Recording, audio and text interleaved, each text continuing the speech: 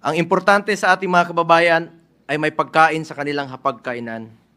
May matibay na healthcare system na kayang tumugon sa pangangailangan ng may sakit, disenteng trabaho at marangal na pagkakakitaan, dekalidad at abot kayang edukasyon, at ang katiyakan at panatag na ligtas silang makakauwi kahit sa gabi. Hindi naman nakakain itong impeachment. Senator De La Rosa is recognized. You may proceed, sir. Thank you, Mr. Presiding Officer. Sir, so I would reiterate my motion. The Kindly motion restate the motion you made earlier while the Senate was sitting in plenary session. Yes, Mr. President. In the spirit of true action, therefore, allow me to end by moving.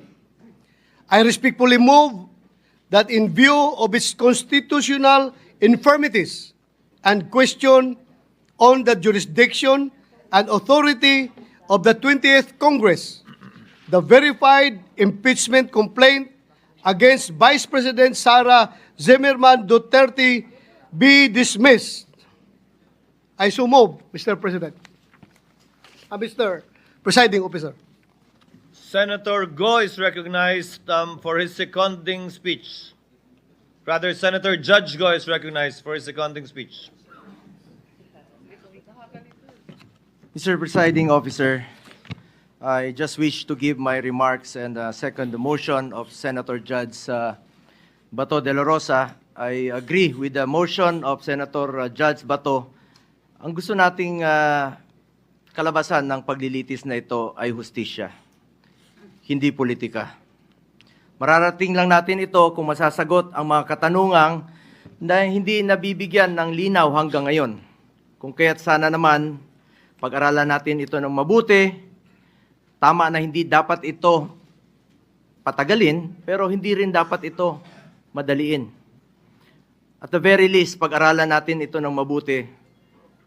Baka naman maaari natin itong ibalik o i-remand muna natin. Tama naman po ang accountability. Huwag lang pong politikahin. May tamang proseso ang impeachment. Dapat pag-aralan natin ito ng mabuti. Under Article 11, Section 3 of the 1987 Constitution, a verified complaint for impeachment may be filed by any member of the House of Representatives or by any citizen upon a resolution or endorsement by any member thereof, which shall be included in the order of business within 10 days and referred to the proper committee within 3 session days thereafter.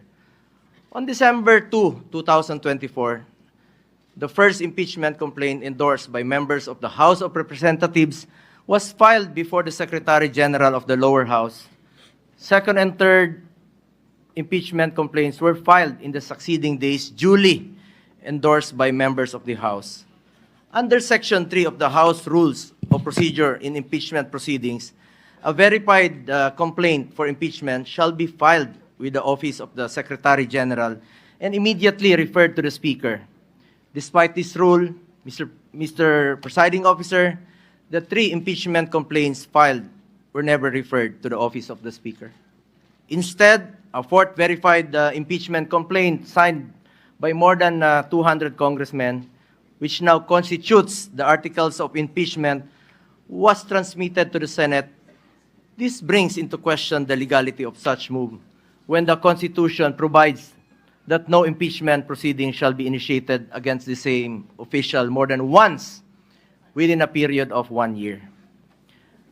Para sa ordinaryong mamamayan, at lalo na sa aming mga binigyan ng tungkulin na maging senator judge sa paglilitis na ito, this opens up a lot of questions. At ang iniiwasan natin ay yung magpapasya tayo sa isang bagay na makakaapekto sa buhay ng bawat Pilipino. Makakaapekto sa trabaho natin na makatulong sa tao. Tapos hindi naman pala dumaan sa tamang proseso. Yes, we are senator judges tasked to decide on this matter, and we took an oath to be impartial. But this matter, whether it went through the right process or not, should be first decided upon and settled with no question prior to that. We are all for accountability. In fact, maganda nga sana mapakita ng accused at ng accusers kung may ebidensya ba o wala. Pero bilang mga mababatas, dapat siguraduhin alinsunod ito sa batas at tamang proseso. Dapat hindi na circumvent ang batas, dapat nasunod ang due process at ang rules. Hindi pwedeng shortcut. Justice delayed is justice denied, and justice conducted the wrong way is no justice at all. Anong nangyari sa tatlong naunang impeachment complaints?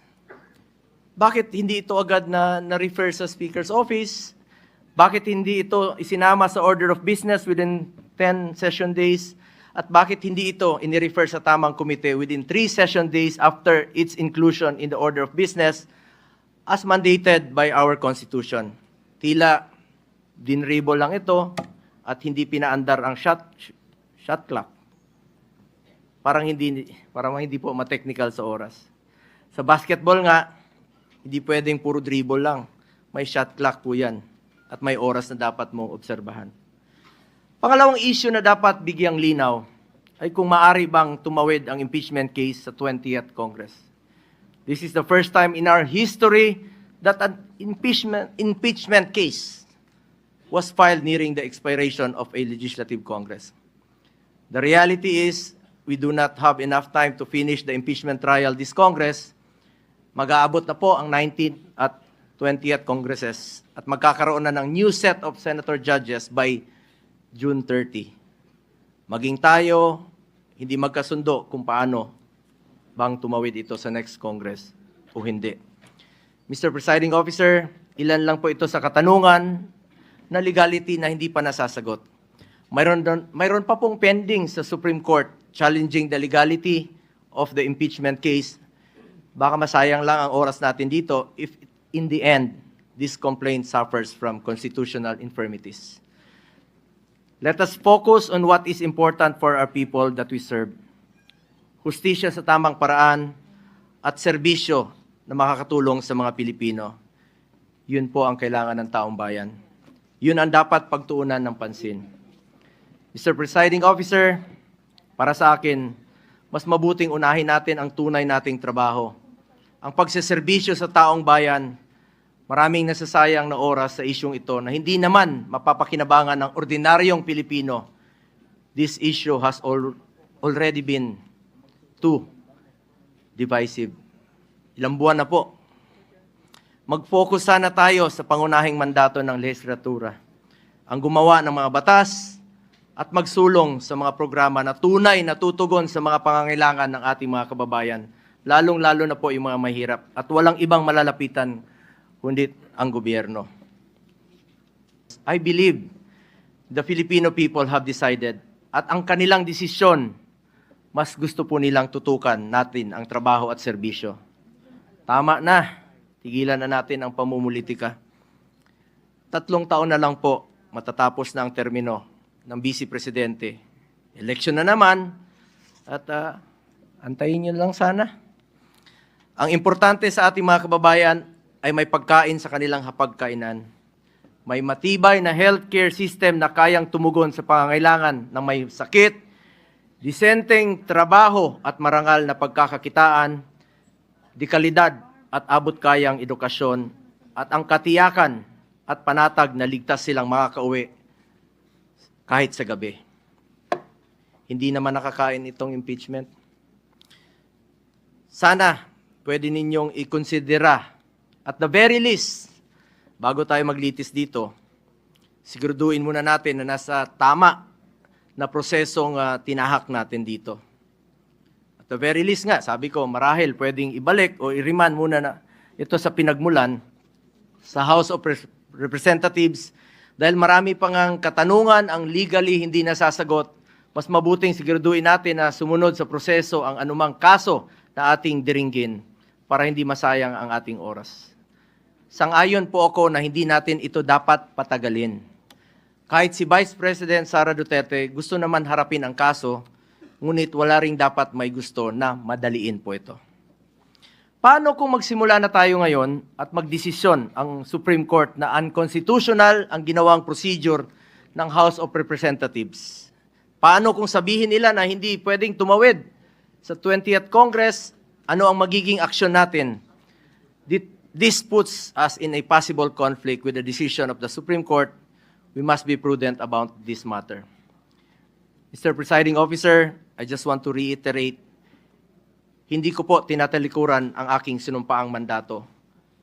Tungkulin ko yan as Senator Judge, kahit araw-araw tayong maglitis dito, but we would also be remiss of our duty kung hindi natin siguraduhin na dumaan ito sa tamang prosesong nakasaad sa ating konstitusyon. At kilala ko po ang mga Duterte, Mr. Presiding Officer. Hindi sila tumatakas sa accountability, hindi sila tumatalikod sa hamon ng buhay. Hindi sila tumatalikod sa kanilang tungkulin.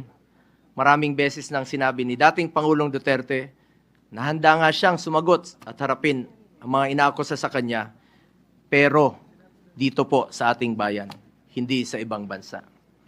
Nabanggit din po ni Vice President Sara Duterte na handa siyang harapin ang impeachment case laban sa kanya. Hindi ito issue ng pagtakas sa accountability. Ang gusto natin dito, siguraduhin na nasunod ang tamang proseso. We must respect and abide by the procedure laid out in our Constitution. Hindi pwedeng mamili lang tayo ng mga provision na ating susundin. We are all bound to the rule of law and we must follow due process. That is all, Mr. Presiding Officer.